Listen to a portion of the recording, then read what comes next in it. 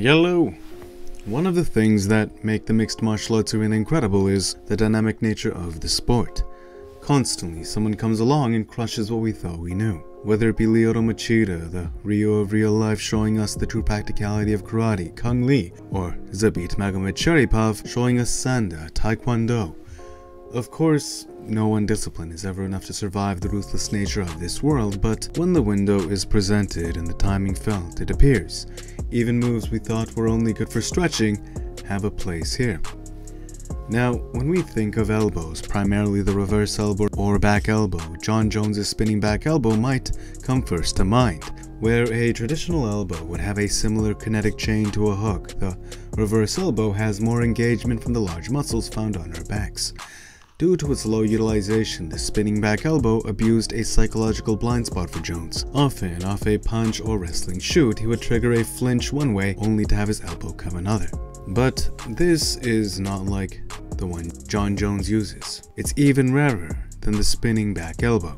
Yair Rodriguez was one of the most exciting prospects coming up. He did things that you thought were virtually impossible in this arena over and over again, off just his sheer athleticism.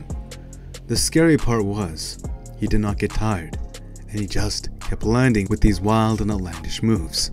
Unfortunately, versus the veteran Frankie Edgar, Yair at the time only had a white belt in jiu-jitsu, thus not enough experience to deal with Frankie's high-level grappling. Muhammad Ali, only a man who knows what it's like to be defeated, can reach down to the bottom of his soul and come up with the extra ounce of power it takes to win when the match is even. That is what happened during this bout.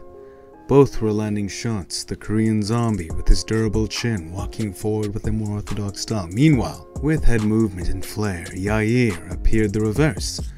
One of my favorite fights this year, which is crazy because it feels like every card keeps getting better and better. They've all been amazing thus far. Here, a 5-round bout, the level of improvement Yair showed us after his loss to Frank Yeager. It was insane. It was like he was a completely different fighter.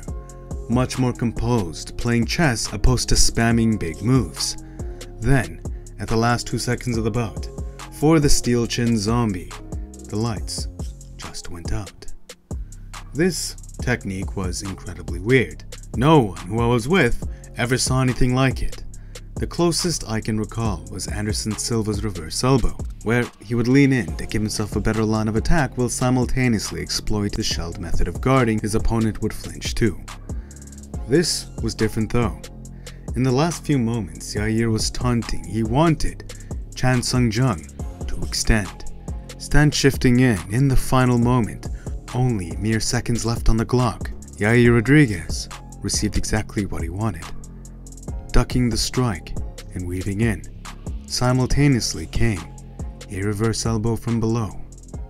Psychological blind spot using the Korean zombie's own momentum against himself. When you pair that with the contraction from Yair's back, the rotation of his torso, and the fact Chan Sung Jung never saw it coming, the lights had no choice but to go out. Truly a rare sight gifted to us from the UFC. Thank you for this privilege. Now, simplicity will always be the highest form of sophistication, but with the simple science as a guise, the right window and a feel for its timing may provide us something we've never seen before. Thank you, Yair Rodriguez and Chan Sung Jung, for this privilege to watch. Mind Smash has an Instagram. If you'd like to show me some love, please follow it. If you'd like more from me, please subscribe and hit the notifications.